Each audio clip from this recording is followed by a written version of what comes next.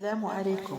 فجر اليوم الاثنين شب حريق مهول في مقر مديرية أمن الإسماعيلية شمال شرق القاهرة بمصر، وتمكنت قوات الحماية المدنية من إخماده، والحريق اندلع في حوالي الساعة 4 من صباح اليوم وامتد في كل المبنى.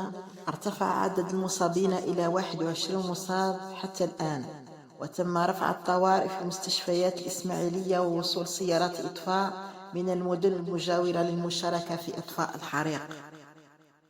وانتشرت فيديوهات في مواقع التواصل الاجتماعي ترصد أصوات استغاثة من داخل المبنى، كما أظهر فيديو آخر سقوط شخص من أعلى المبنى. كوني بردا وسلاما على أهالينا في مصر. السلام عليكم.